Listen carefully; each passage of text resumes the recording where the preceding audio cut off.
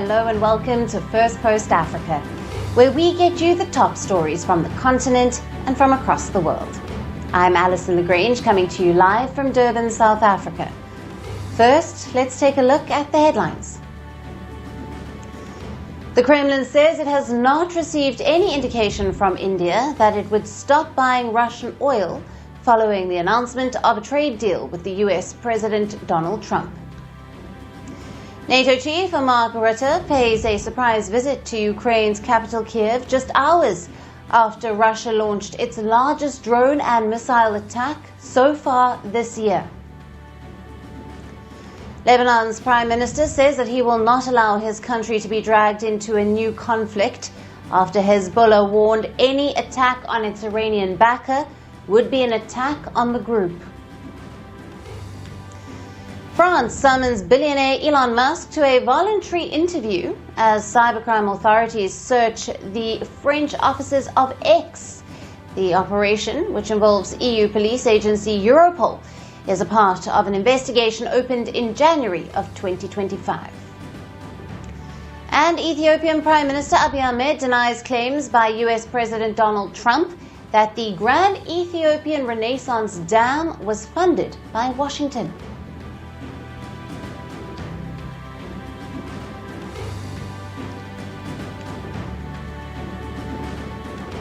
Hello and welcome. Our top story today is from Somalia. US airstrikes on the Somali soil have skyrocketed under the Trump administration. Last month, Washington launched 26 strikes targeting the Islamic State-affiliated terrorists. Now, the latest US strike was launched on January the 30th. Now, this is far more than the 10 attacks that were recorded throughout 2024. And what's the rationale behind these strikes? Self-defense. The US has said that it's protecting itself by launching attacks on Somali soil. Now, these remarks were made by a top US Africa Command officer in an interview with Fox News. The US official said that terrorists are mainly affiliated with the Islamic State or Al-Qaeda. He added that the Al-Shabaab in Somalia is the strongest, largest, and the most well-financed part of the Al-Qaeda global franchise. Now, back in 2017, the US State Department described Somalia as a terrorist haven. So, by ramping up attacks on terror groups in the African country, the US is trying to reduce the odds of terror attacks on its homeland. When you give a terrorist organization that is resourcing like ISIS time and space to plot and plan, those ISIS and terrorist-led attacks can happen. If they're on the run and they're constantly worried about surviving, they can't be as effective at planning and plotting. Last year, the US carried out over 120 airstrikes on ISIS-Somalia and Al-Shabaab terrorists in Somalia. This was 12 times more than the attacks launched under the Biden administration in 2024. According to the US Africa Command, the focus of ISIS terror has moved from West Asia to Africa, and specifically to Somalia. The US Africa Command also said that its forces are hunting the ISIS leader Mumin, who is a Somali. Now, the US Africa Command has also hailed the success in targeting the ISIS-Somalia network. It also suggested that ISIS-Somalia may soon cease to exist. We've taken large swathes of terrain back our partners have. About well over half the territory that ISIS-Somalia once maintained up in Puntland, an autonomous state in northeastern Somalia, is now under control of the Puntland Defense Forces. But again, our main mission is to secure the homeland, make sure that none of this threat migrates back to our shores. I think we've been pretty successful at that. Washington said that the US military activity in Somalia could also help in tapping into the African country's huge trade potential.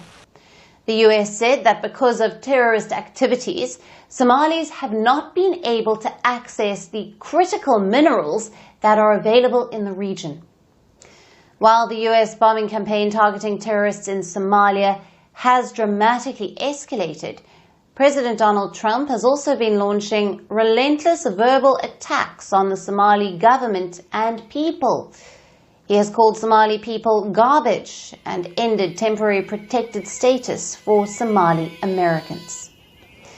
As U.S. airstrikes in Somalia spike sharply, Washington's rhetoric is hardening just as quickly, with Trump targeting Somali communities at home even as the military strikes rise abroad.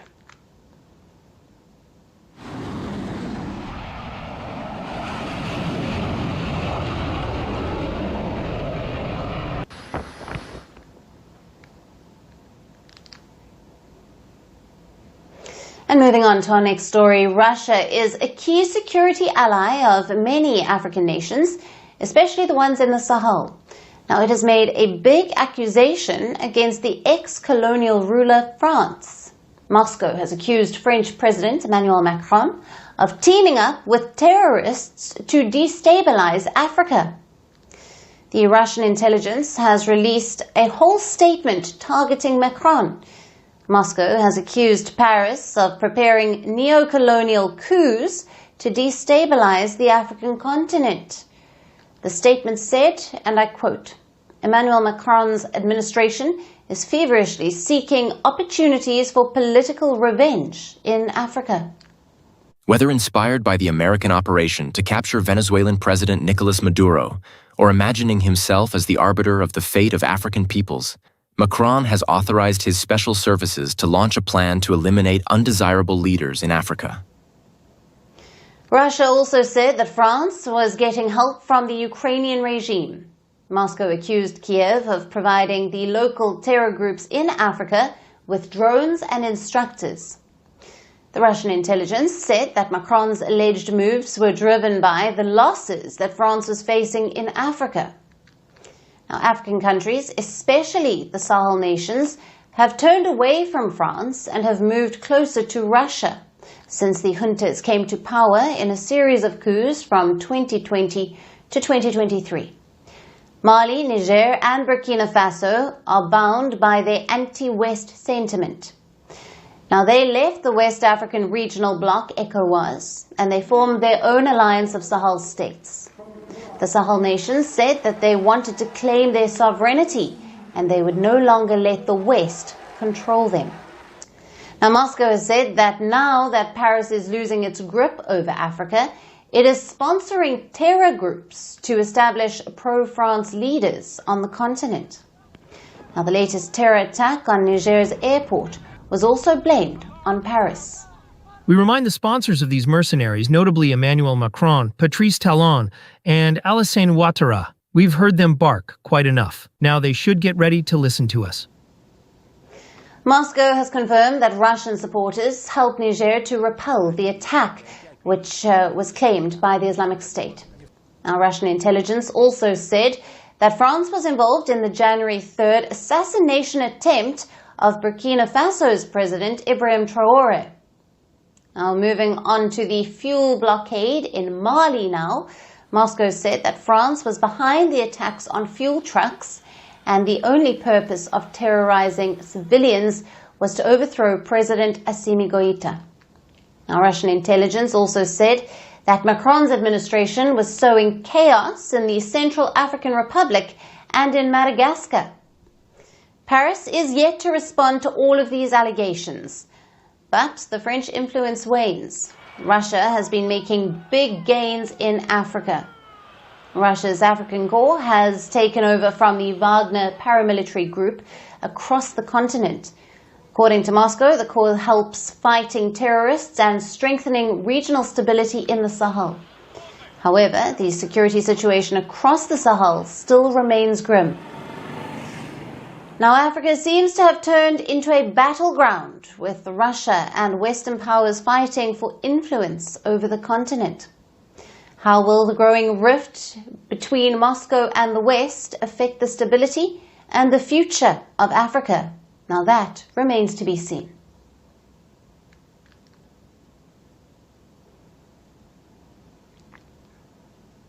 And Africa's mineral race is heating up. Algeria made a strategic turn toward China, forming a new resource alliance.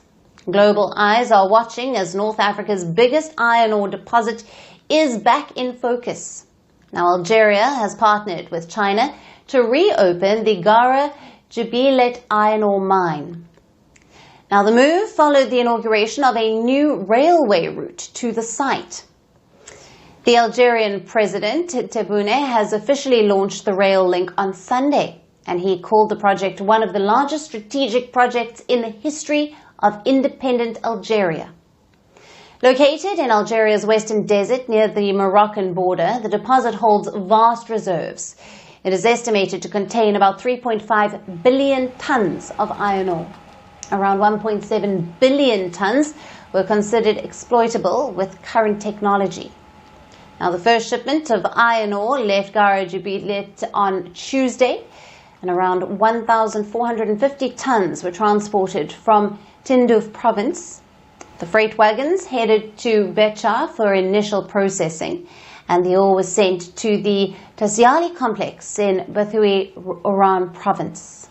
Now, the railway project is funded by Algerian state companies and is partly built by a major Chinese construction firm. Mining operations are led by the National Mining Group through its iron ore subsidiary. A large Chinese industrial company provided technical expertise and built ore processing facilities designed for high phosphorus ore. Discovered in 1952, the site remained dormant for decades as its remote location and high processing costs stalled the development. But that's now changing. The mine is set to produce about 4 million tons a year to start, and that output is expected to triple to 12 million tons by the year 2030. Over the long run, production could even hit 50 million tons annually. And with operations finally underway, Algeria aims to slash its iron ore imports, with local media estimating savings of around $1.2 billion a year. For Algeria, this project is a big step toward moving beyond oil and gas. Energy exports still make up most of the country's earnings and nearly half of the government revenue. Now, with the support from China, Algeria pushed to reopen the Gara Jubilet, hoping that the mine will fuel industry, create jobs, and to help diversify the economy. China and Algeria have also stepped up their space cooperation.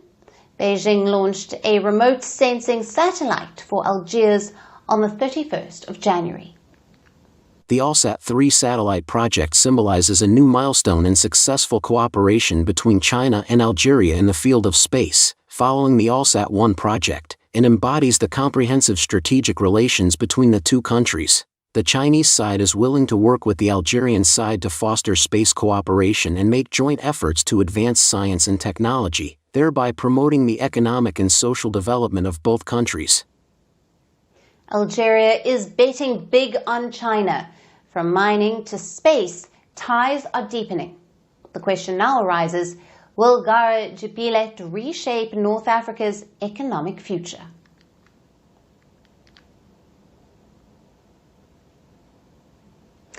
And TikTok superstar Khaby Lame is making headlines, but not all for the right reasons. Now, the 23-year-old content creator recently made a deal with Hong Kong-based Rich Sparkle Holdings, worth nearly $1 billion. Now, this transaction sent the company's value soaring to $16.3 billion on paper, with Lame's own stake tallied at $6.6 billion.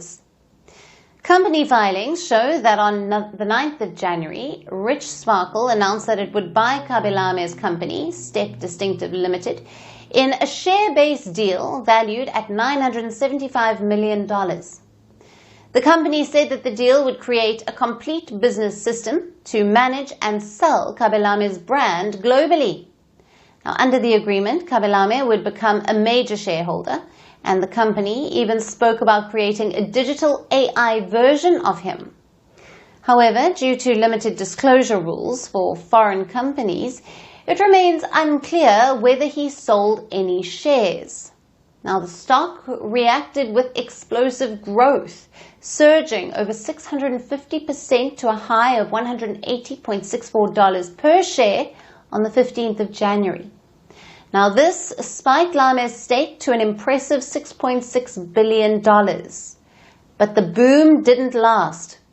Within weeks, just as experts had warned, Rich Sparkle's stock went into freefall, plunging 77% from its peak and dropping to around $41 a share. And with that crash, so did Khaby Lame's paper fortune.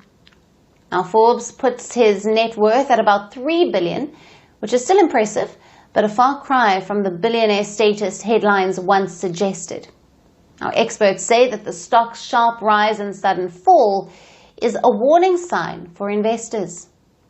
This looks very suspicious. The company told investors it would run one kind of business, then quickly switched to a completely different one and issued a large number of shares. The sharp stock swings are a clear red flag, and with foreign companies, it is much harder for investors to verify the details. Experts note that the deal appears heavily driven by Khaby Lame's TikTok following, rather than the company's financials. Now, some analysts even compared the situation to known Chinese stock promotions. Such cases involve little-known companies with China links, seeing stocks surge on hype and low trading volumes despite limited revenue. Now, this can create billion-dollar valuations on paper that are difficult to cash out. Experts warn early investors may gain, while later buyers risk heavy losses when prices fall. Now, Khaby Lame is the most followed creator on TikTok. He has over 160 million followers and a strong 78 million following on Instagram. He responded 11 days after the announcement, congratulating the team at Rich Sparkle and expressing excitement about the shareholder role. But it is still unclear if the deal has legally closed, and this as the company has not filed the required documents. Now, from internet sensation to high-stakes financial headline, Khaby Lame's deal is a cautionary tale about the power of social media and the risks of rapid stock hype. And that's it on the show for today. We will see you again tomorrow at the same time. Thank you for watching, and goodbye.